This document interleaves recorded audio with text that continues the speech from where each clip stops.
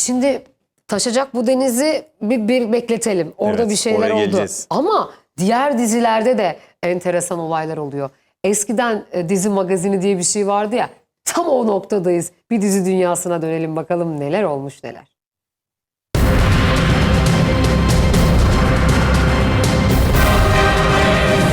Eşref Rüya dizisinin finalinin ardından Demet Özdemir'in rol arkadaşı Ceren Benderlioğlu'nu sosyal medyada takipten çıkardığı ortaya çıktı.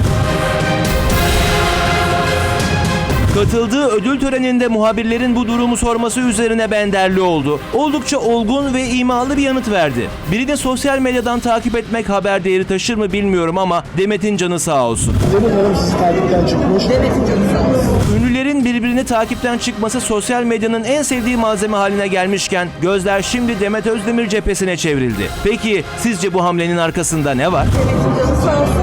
Bir kadın arkadaşımla takipten de çıkabiliriz, şey yapabiliriz ama başka bir yerde buluşmak hem işimize yakışmaz hem bize yakışmaz. Kanal D'nin fenomen dizisi Uzakşehir, hafızalardan silinmeyecek kanlı bir sezon finaliyle ekranlara damga vurdu. Mutlulukla başlayan Cihan ve Alya'nın düğün günü peş peşe gelen şok ölümlerle bir anda savaş alanına döndü. Kardeş kanı dökmek isteyen Bora'nın silahından çıkan kurşunlar araya giren Şahin Albora'yı hayattan kopardı. Gözü dönen Boran durmayınca bu kez devreye anne Sadakat Albora girdi ve yeni bir felaketi önlemek için kendi öz oğlunu vurarak öldürdü. Dizinin bir diğer çarpıcı vedası ise nehir kıyısında yaşandı. Zerrin yeni bir hayat masalına inandırdığı Demir'i önce öptü, ardından içinde olduğu aracı uçurumdan aşağı yuvarlayarak ölüme gönderdi.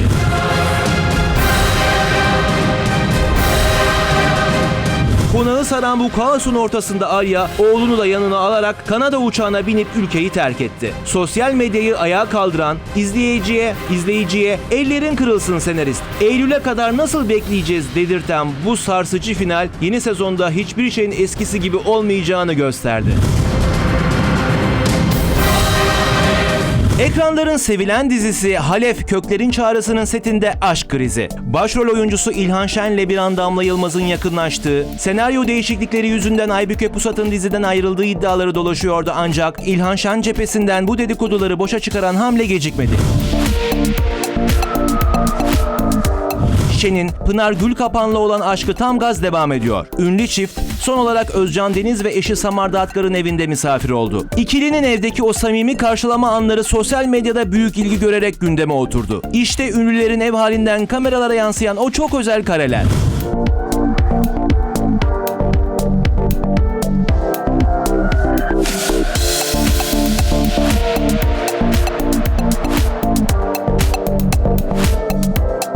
Ekranların yeni yaz dizisi Muhtemel Aşk daha başlamadan sosyal medyayı salladı. Başrollerini Ayça Ayşin Turan, Ekin Koç ve Feyyaz Şerifoğlu'nun paylaştığı yapım bu kez hikayesiyle değil afişiyle gündemde.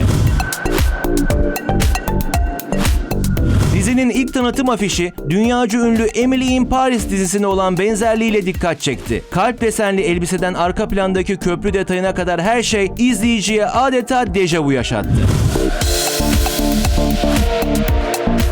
Sosyal medyada esinlenme mi tesadüf mü tartışmaları başlarken Muhtemel Aşk heyecanı şimdiden tırmandırdı. Peki sizce afişler birbirine benziyor mu?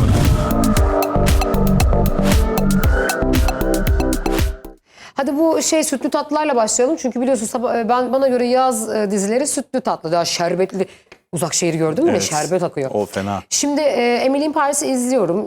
Hatta son sezonda Yunanistan'da şu anda çekiliyor. Hala çekiliyor mu bilmiyorum ama çok güzel bir iş. Tatlı bir iş. Acaba dedim afiş bu kadar benziyorken artık kalpli desenlere Her kadar. şey, arkadaki renklere kadar, aynı, tonlara kadar benziyorken, hepsi birbirine çok benziyor. Emily in Paris gibi sanki bu kız da İstanbul'a yeni gelmiş de iş telaşına düşecek de orada falan gibi bir telaş olabilir mi? Çünkü neden?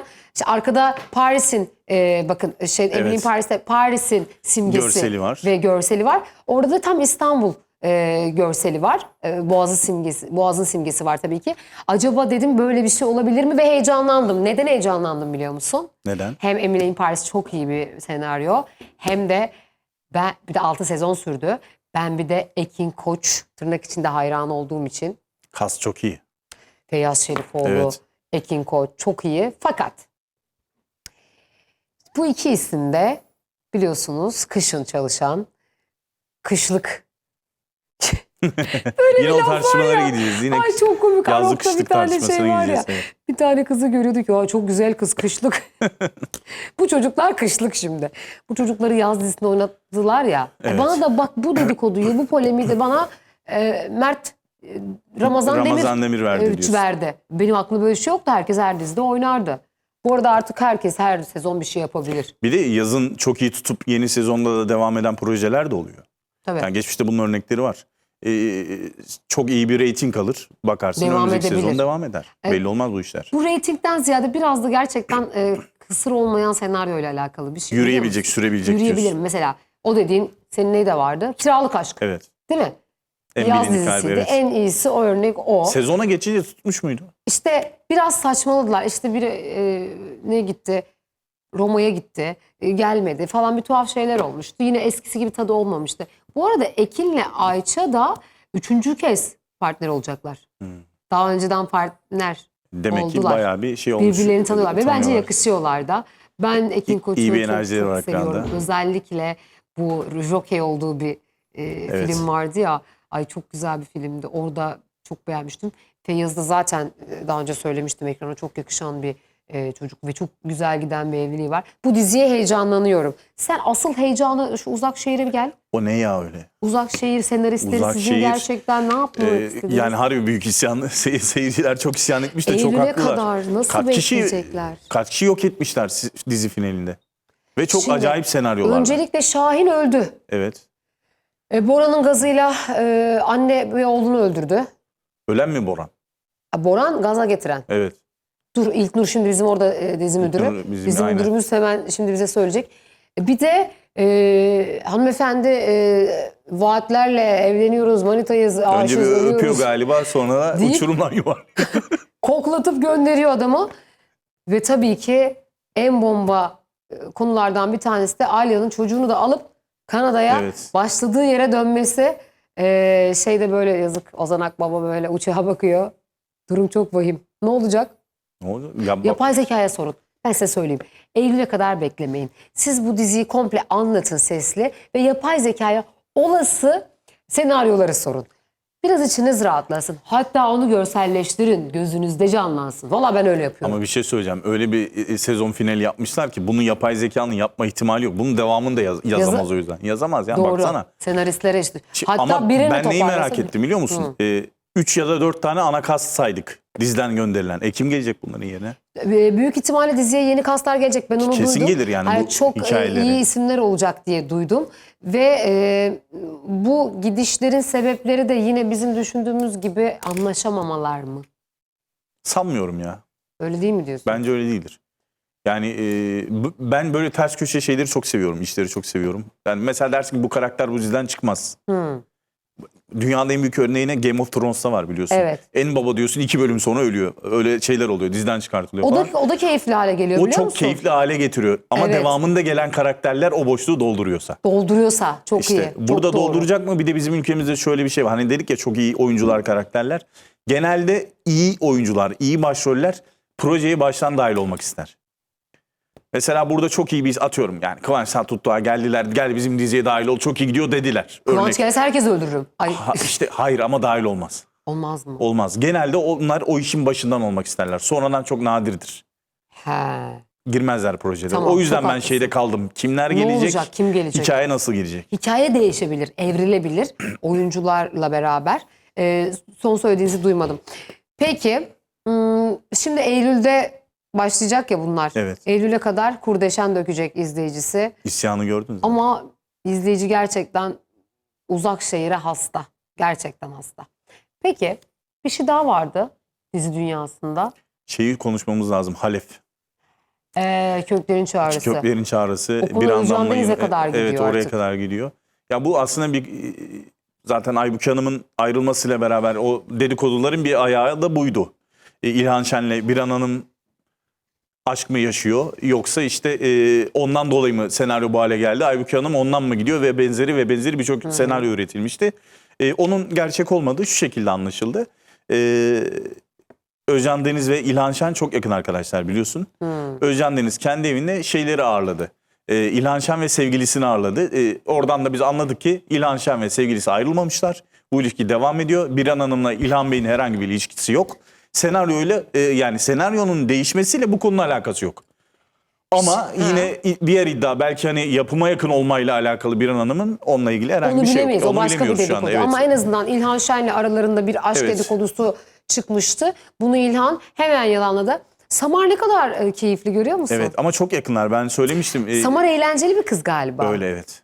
Ha yok, bize öyle gelmiyor da hep böyle O kaosun yönünü içinde. biz görmüyoruz muhtemelen. Görmüyor. Niye Ailenin o göstersin ki kavga zaten? haberlerinin Tabii. içinde ve benzeri şeylerde görüyoruz. Ama yaz tatillerini bile beraber yapan aileler. İlhan Bey, Özcan Bey ile aynı tekneye falan Ne tatile alaka? çıkıyorlar. Çok yakınlar. Onlar beraber herhalde bir proje yaptılar. Oradan Allah sonra Allah. çok yakın bir arkadaşlıkları oldu. Sana bir şey söyleyeceğim. Ay, ben yine dedikodu sesine geçtim, farkında mısın? Evet evet. Sana ne anlatacağım? Bir şey geliyor, bekliyorum Bak, şu anda. Geçen Prestij meselesini izliyorum. Özcan, Haluk ve Mansur'un hayatı ya bu.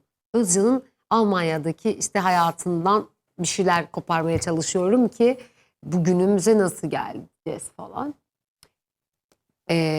Hilmi Topaloğlu, rahmetli Hilmi Topaloğlu'nun evinde bir telefon konuşması yapıyor Özcan Deniz abisiyle. O da Ercan oluyor, başka abisi yok Ercan. herhalde. Abi diyor işte annem nasıl, babam nasıl? Çok, babası ölmüş yine galiba. Abi işte sen onlara sahip çıktın. Allah senden razı olsun abi. Ne demek abi, sen orada ben burada çalışacağım tabii. Nereden Bak. nereye yakaladın? Onu yakaladım. Günümüze gelelim diyorsun. Günümüze geldiğimiz noktada acaba dedim Özcan yıllarca onlar için çalıştı. Bir dediklerini iki etmedi. Abisi de ailesi de onlar için orada mı var oldu falan gibi şeyler düşüne ben dedim ki yok, ben bir süre gerçekten bu işleri bırakmalıyım. Benim kafam çok fazla çalışmaya başladı. Buradan cımbızlamaya Ama çalışıyorum. acayip bir yeri yakalamışsın. İşte yani günümüze uyarladığımız zaman ne oradan buraya nasıl gelindiği düşündün muhtemelen sen. Evet Ama işte. Az kaldı galiba. O dava ettiler biliyorsun hepsi birbirine. O süreçte Evet, az kaldı çok az diye kaldı. biliyorum ben. Ama orada biraz bu ay içinde duygulandım. sanırım görülecek. Hatta biz annemle izledik ya, çok duygulandım. Bak dedi annem, bak demek ki böylelermiş hani. Bu çünkü Özcan'ın dilinden anlatılan bir film Zaten ya. oradan geldiklerini biliyoruz biz. Ben anladım yıllarca Evet.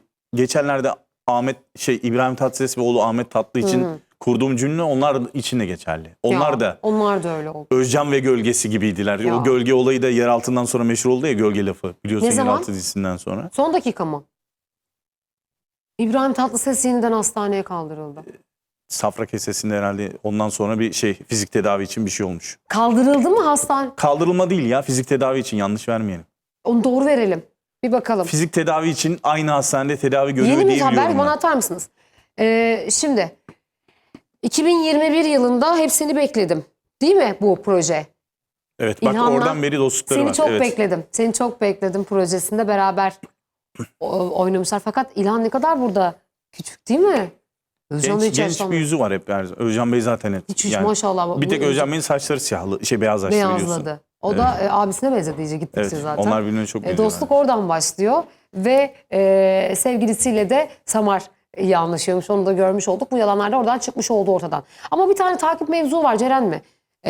Ceren Benderlioğlu'nun bir söylemi var. Evet, o da Eşref Rüya, onun zaten bitişi çok konuşuluyor. Hala bir bölüm ya da 2 bölüm kaldı. Herhalde bu hafta ben bu VTR'yi yazdığımda daha Uğur Yücel'i görmemiştik ama Evet. Uğur Yücel'i de gördük galiba artık bu hafta. Görüyoruz çok şükür. Orada herkesi takipten çıkıyor. Bu sadece ama Demet Hanım, Ceren Benderlioğlu'nun çıkmış.